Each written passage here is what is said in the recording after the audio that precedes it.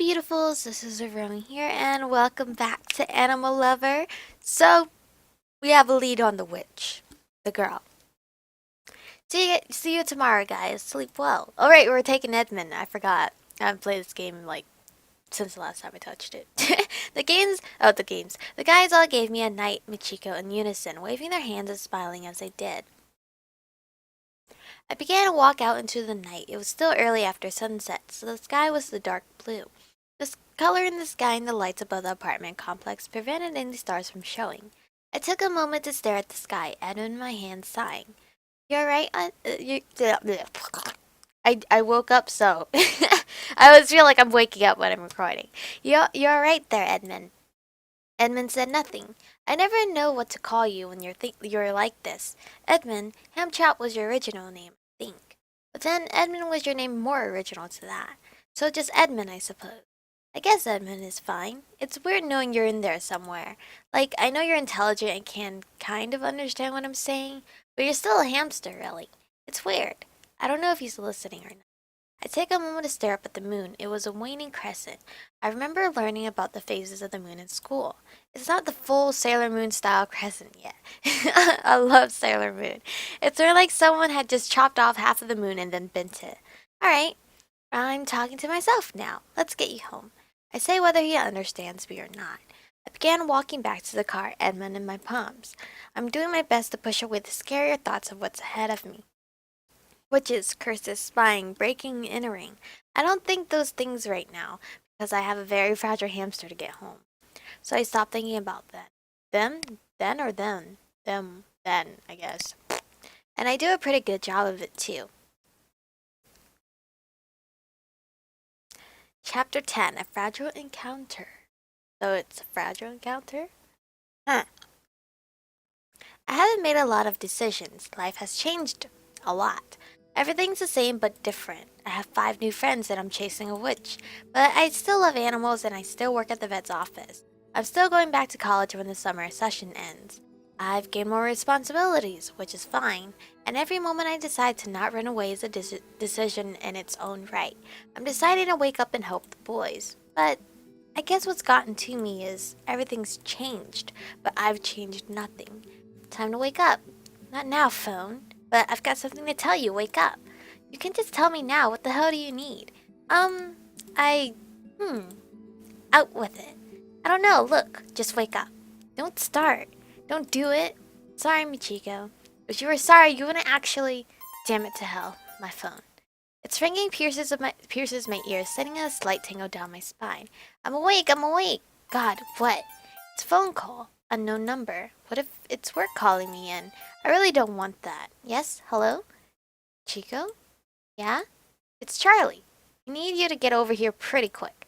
Everyone's freaking out. What? Why? Because we're seeing Odara today. What? Why? I'll explain when you're here, but we don't know our window of time right now. Get Edmund over here and you can help us out. Alright? Okay, I'll be right over. Don't forget Edmund. Of course, I'll be right there. Forget Edmund. Why would you do that? Is this a choice to save Edmund? Yeah, I don't know. Remember, Edmund. I'm feeling panicked as I begin to get dressed. I'm definitely in need of a shower, but I guess it'll have to wait. I decided it would be prudent to not change Edmund until I get there. We don't have to get him dressed, and we don't really even have a change of clothes for him here. I throw it onto the cage, gently, of course. A pair of flip-flops, my purse, and a jacket later, and I'm heading out the door. Soon I find myself in the car. My car has a little trouble turning on, but it's otherwise normal. I can smell the faint odor of wood chips. I want to pin it on Edmund inside his cage, but I feel the stench has been here for a while now. The car is a source of calm for me right now. I pull out of the driveway, having not turned on any radio or music. Leaving my residential neighborhood is always less crowded than Main Street. This is my first drive directly from my house over to the apartment. I look to the passenger seat just to make sure Edmund's okay. He seems to be doing fine. What do you mean first drive? We had the drive there earlier, yesterday, didn't we? After a long, quiet, uneventful drive, I'm back at the apartment. I pull Edmund's cage out of the passenger seat and carry him with me. Walking up to the stairs, I see that the apartment door is opened. Not widely, I can't see what's going on, but I hear panic voices from inside. I reach a door and knock. Hello? Guys? Oh, thank God there's music. I was getting freaked out. There was No music. Charlie opens the door, relieved to see me. Hey there, cool, you're here. Did you remember Edmund? Yeah, he's right here. Okay, good. He's got a change of clothes in the bathroom ready for him. I'll go get him set up. Thanks, Charlie. No problem. As I'm walking through the apartment, a place still feeling very far from home, I'm seeing general chaos. Miguel is cooking ramen and occasionally rubbing his temples. Frankie is laying on his back on the floor against the couch. Charlie is moving toward the couch rapidly and in panic mode while Kyle holds the cage Charlie handed him. Kyle is perfectly calm, actually. He's just sitting on the computer waving to me. Hi, Kyle. I rush Edmund over to the bathroom. I kiss him gently on the forehead. He begins to turn back into a human, his naked form beginning to once again take shape. Stick around. Give him a moment. Why are these the options? Give him a moment. We're not trying to aim for Edmund here. We're trying to aim for Miguel. My mind quickly perks up and I remember that Edmund is about to be very naked. I leave the bathroom only vaguely sure that he's going to be changing back. As usual, the transformation doesn't make any noise. I'm leaning on the wall next to the bathroom door listening in. Then I hear ruffling. Edmund, you okay in there? Silence for a second. Then, yeah, I'm alright. Thanks, Michiko. No problem. What would happen if we left him at home? I'll be right out. You got it. I still have no idea what's going on. I decide to walk over to Frankie, Kyle, and Charlie, who are all gathered around the couch. Charlie and Kyle are sitting down while Frankie tried to sleep on the ground next to the couch. A pain looked on his face. So, what's going on here? We're seeing Adara today. Yeah, Charlie let me know. Speaking of which, how did you call me, Charlie? I picked up a phone yesterday. You can say the number I called you on if need. Alright, sure. But why and how are you seeing Adara today? She's going over to the Adobe coffee shop today. She said so on her diary. What blog? We figured that we needed to head over there pretty soon because we don't know when the next chance to approach her might be. Doesn't this go completely against what we talked about yesterday? I thought we were going to approach her after we spoke with her online. That's why we need you. She doesn't know who you are, and we don't need to be with you. What if she changes me into an animal? You'll never be outside of a densely populated place. We'll keep an eye on you the entire time. And we don't know how long she's going to be there. She may take a while to get there. She may have already gone and left. The girl's making some ramen, Tupperwaring it, so we can get a cheap lunch if we're there too long. It's not enjoying it though. The sodium content in this stuff is unbelievable. The girl says from across the room. That it is, but it's also 30 cents a package. Ugh. So you want me to just talk to her, ask her about witchcraft, gather information, see what kind of hostility we're looking at these days. Maybe get her to warm up to you. Anything could help. Find out how often she goes there maybe. Alright, I'll do it. Hey guys, Edmund says as he comes out of the bathroom. Hey Edmund, glad to have you back. Hey Ed. Yo. Whoa. Did Kyle have that shirt always? I don't remember. I haven't seen these guys in so long. Hi Edmund. You know, it appears that I seen them like last week, but I usually record these in bulk. It's weird having you change back in there. I feel like you should have come in through the front door, not the bathroom. Actually, yeah. Like, you did use the front door as, like, a hamster. But human, you walked in from the bathroom. How weird. I never thought about that. I guess I wouldn't know. Edmund, are you up to speed with what's going on today? Yeah, I heard everything from the bathroom. When are we getting out of here? Miguel packs up the rest of his ramen. This ramen. I could actually use some help. Well, no, I'm fine. Would have been nice earlier, though. Sorry about that. Anyway, it's ready. Alright, let's do this. Oh, Kyle looks. So we all pile into my car, heading over to the Adobe coffee shop. I'm silent almost the entire trip, horrified at the idea of meeting a witch face to face. Like I had friends in high school that were Wiccan, at least at the time. I don't think they were witches like this woman is. It would be impossible to convince me that the woman that was in the picture that the boy showed me was a witch, without showing me several men changing into animals like werewolves. It takes me half the ride to realize that everyone else is pretty quiet as well, even Kyle. Weirdly, being packed like sardines in my tiny car, it's weird to not hear a peep out of anyone. Maybe I can change it. So I'm guessing there's not going to be a huge wart on her nose. What? Adara, her nose. Was there a wart on her nose? No, I mean because she's a witch. Oh, I get it. Huh? Yeah, it's kind of a thing, I guess, for witches to have those nose warts. Oh, right, the sleeping princess thing, right? Oh, like a third nipple? What? Not like an actual nipple. In my time, it was a common idea that witches had a third nipple through which to feed their familiars, or to nurture the devil. I never heard that.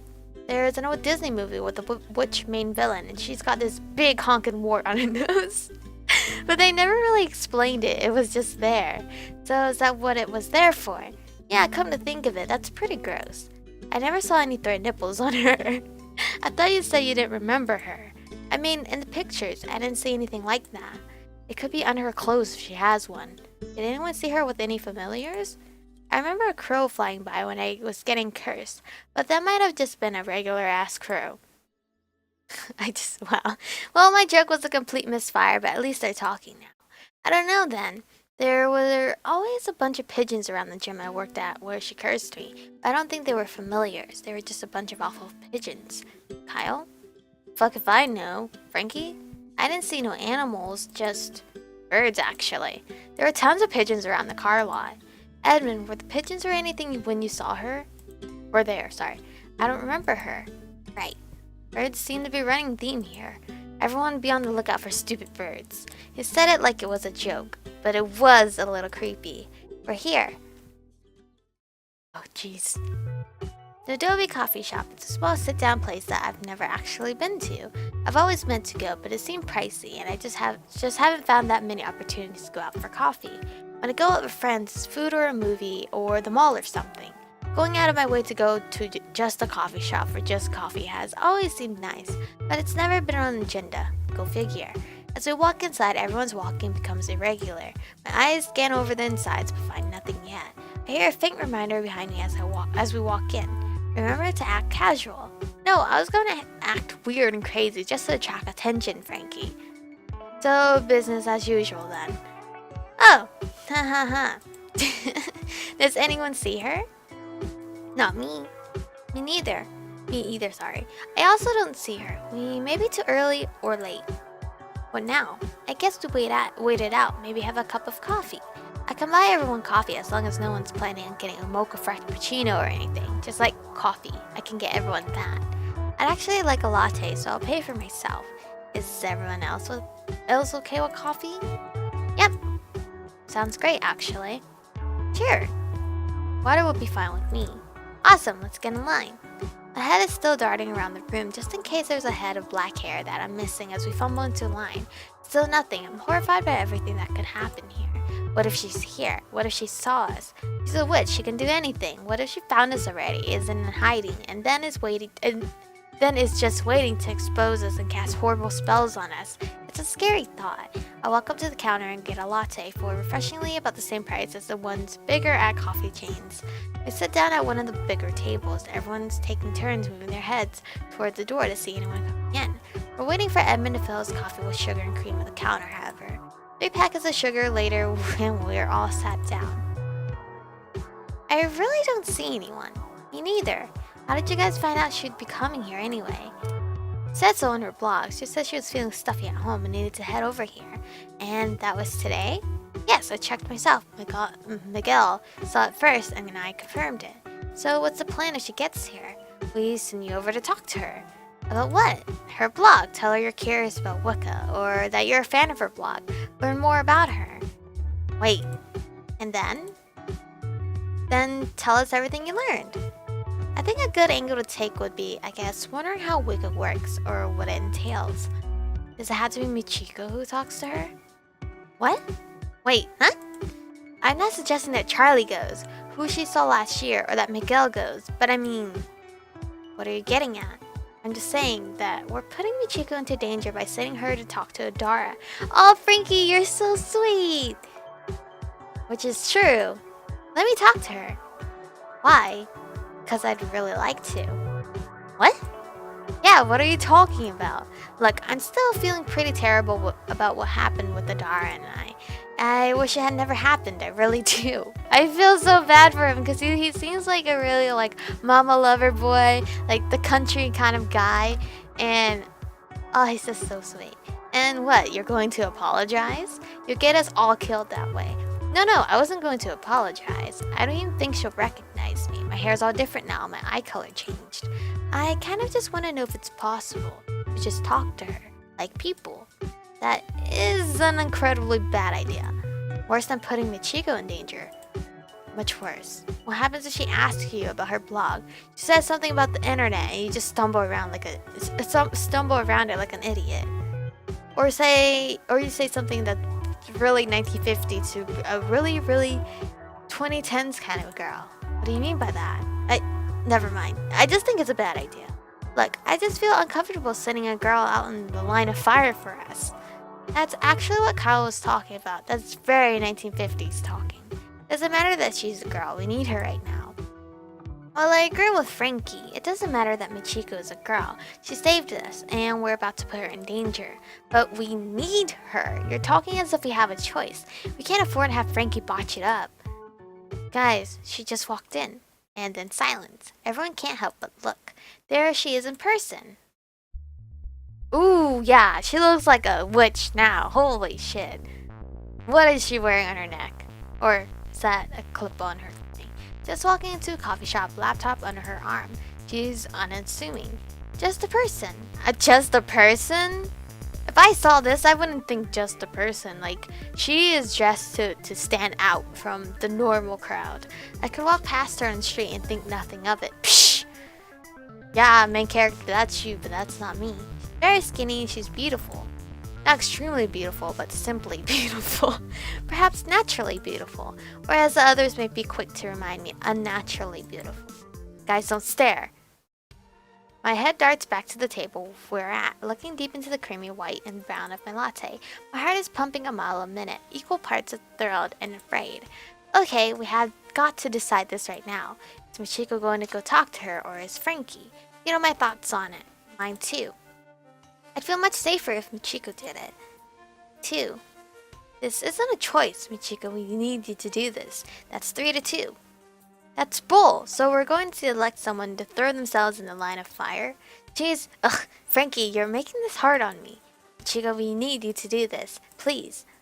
This isn't something you have to do. Please let me do this. This isn't me trying to be chivalrous or anything, but you've got to let me.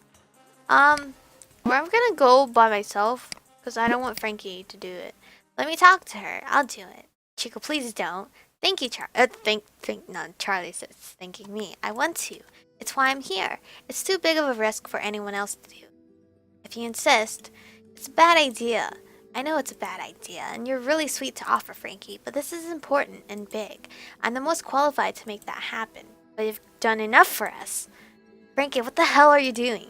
She wants to help us. No one's forcing her to do this. Just settle down. I don't like this. I don't like this at all, Michiko. Please let me.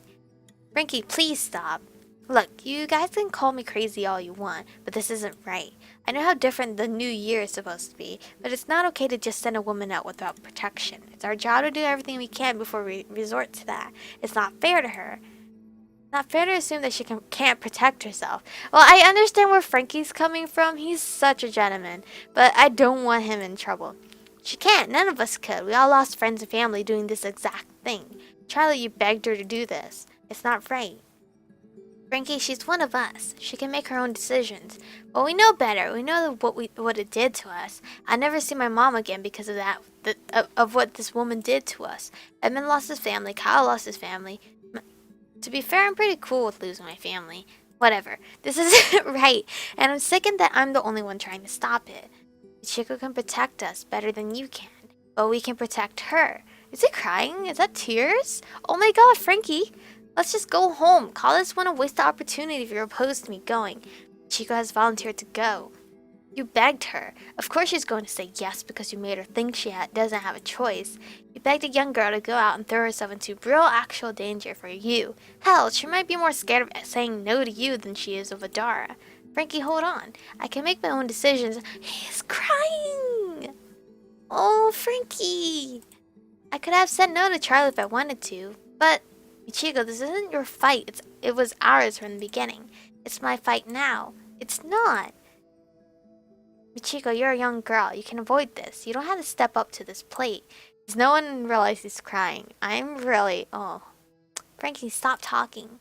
I'm frankly becoming offended. You're beginning to embarrass yourself. No, no, let's not be that mean. I'm becoming offended then. You're putting your foot in your mouth, and frankly, I'm becoming offended. Why? Because this is a plate I do have to step up to. Why? You don't have to prove you're a man. You can just. Fuck, I didn't mean you did. Frankie, stand down. God damn it, I won't. This isn't right. You're making a scene, Frankie. Get him out of here. Get me out of here so you can. Frankie, you're going to alert Adara. Cal, you grab him too. Pal, if you just walk outside peacefully, we may not scare Dara off. No, this isn't. I can't. Frankie stares at my eyes for a brief moment. He's welling up, not letting himself cry though. He looks heartbroken and betrayed. Before he turns away and walks peacefully outside, the door to the coffee shop closes behind him. I can hear him loudly swearing outside, then calming down. Miguel and Edmund remain at the table with me. Are you okay? Oh my god.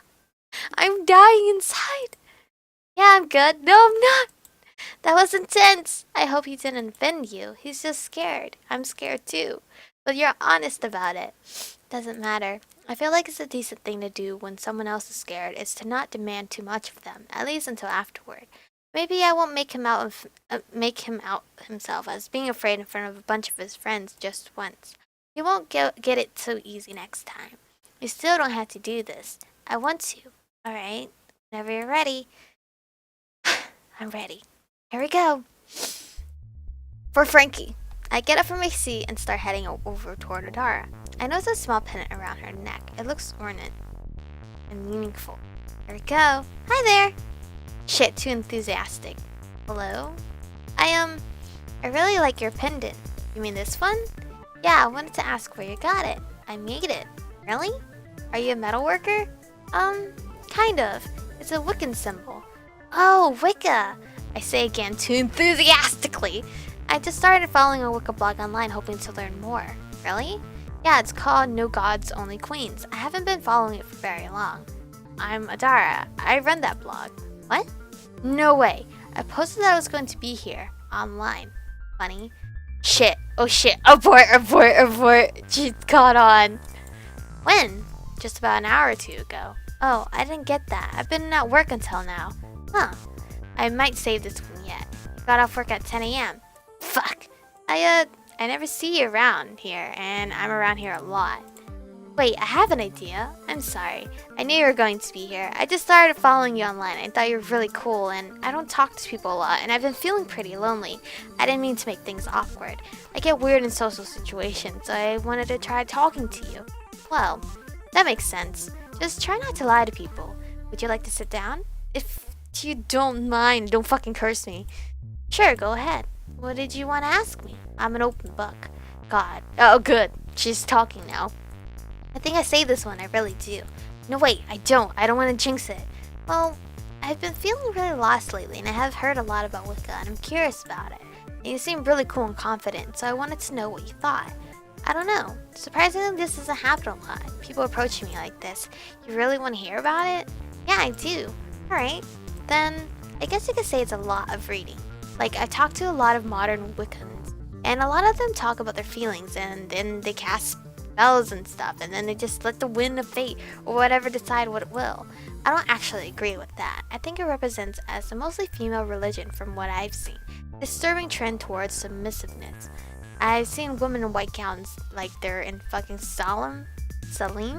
I don't know how to pronounce. Or something start chanting or praying, and then they cast a spell and just hope really hard that they'll get what they want. Oh? But most of them live in cushy apartments and take day jobs, and it all feels very submissive. Isn't it fucked up that submissiveness is so ingrained in women that even the religions that we are the majority in are all about being submissive to nature? Yeah, that's really fucked up. Do a lot of reading, find out for yourself what Wicca can do for you. Get in touch with nature, even the ugly parts of nature. Like, you can't have an apartment or a house, you have to live in it. Make your own house out of nothing but what the trees will give you. Read a lot of books, take it seriously. Be a little selfish. Wicca, or at least the kind of Wicca that I'm into, isn't nature worship. It's like a pact. Don't treat nature like it's your friend. You treat it like it has something to offer you, and you have something to offer it. You have to take it all seriously, or you're just letting another version of the machine roll over on you. That's fascinating. So, do you live out in the woods? I do, just outside of town. Where? We just met, don't push it. Well, what does that pendant mean anyway? Oh, it's nothing, it's just symbolic. It's all bookwork. If you want to actually cast spells, reverse spells, take charge, it's all reading. That's all it is. Reading and convection. Can you show me anything? No, I can't. Are you sure? For a moment, Dara's eyes move past me staring outside. My heart stops for a second. She turns back to me less friendly than before. Listen, I've got some writing to do. Would you mind? Oh, no, not at all. Go for it. Then nothing. She stares. I'd like to be left alone, please. Oh, yeah, no problem. Have a great one, Adara. Came on a little strong. What? Just for social situations. It came on strong. Her eyes narrowed suspiciously. Like, really strong. Oh, I'm sorry. Well, bye. She says nothing as I begin to walk out of the coffee shop.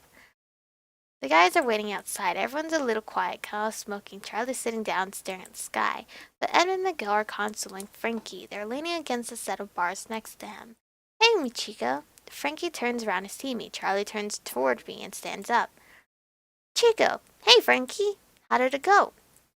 I don't know. I think I blew it, honestly. But I did find out information. I feel like I blew it. I totally blew it. What a horrible embarrassment I made of myself. But you're alive. I am. I found out that she lives just outside of town in the woods, and Emma was right. It's all book reading. Even her weird pendant doesn't do anything. If we get her a spell book or something, we may be just fine. God, I'm sorry for the way I acted. We'll talk. It's okay. It's alright, Frankie. I forgive you. Thanks. I appreciate that. I don't feel as if he knows what he's apologized for. I bet if I pressed him, I couldn't get him to apologize for believing that women needed to be protected. But I'm not sure if I could get him to try. When he does something genuinely egregious, I'll press him harder. I don't know what the fuck it means. But he was looking out for me. Yeah, he was. I don't know. I feel like my main character is such a snob. Like, he was only doing that because he was protecting us. I don't see any way, like, he was, like, down talking girls, like, oh, they can't protect themselves. No, I feel like he was being a genuine friend. He was worried. Like, he knows deep down I shouldn't even be thrown into this whole mess, but I am. And he probably feels bad about that. So I don't understand where my main character is going about this. Chico, thank you. I know that must have been hard. Problem. You're the best, and I hate to say it, but we owe you more now than we owed you before. I'm glad I was able to help. Charlie hugs me a little tighter than I usually expect out of a casual hug. Or an unexpected one, if I'm being honest. Why is he hugging me? But maybe this isn't a casual hug. Let's head home. I'll brief you guys on what other small bits of information I learned. Is Charlie into me? These guys are all so amazing. I don't know who to pick. Like, I want to stick my guns to Miguel. Just stick to my guns. Because I could always play this game off camera and find out about the other guys. When I return home, everyone's a little quieter. We're all emotionally exhausted and the summer heat is soaking uncomfortably into everyone's head. Everyone there, including the usually enthusiastic Kyle, is dragging their feet into the house. God, let me become a ferret again. I've had less skin to feel hot. If I'm smaller, there's, like, less of me to be hot. I don't think that's how that works. I don't feel like putting up with your cynical, naysaying shit right now, Frankie. Of course that's how it works. Yeah, okay. You know, I'm right. And you can tell because I didn't go to university and instead sold cars for a living. I'm legitimate. I need that fantasy of escape, you douche. You unbelievable dream-killing douche. So you think if you had a smaller surface area of skin, you'd be less hot? Yes, don't ruin that fantasy for me. You'd be covered in fur, you realize that. Ugh! I didn't realize you guys hated me so much. Glad to have clarity on that front. Charlie, what the fuck? Why are you wearing that heavy fucking shirt? Because I am... whatever. What? Weird. Okay. Chico, you hanging in there okay? I'm doing just fine. I don't know what you guys are all fussing about. Yeah, it's hot. Oh, he took his jacket off. It's hot.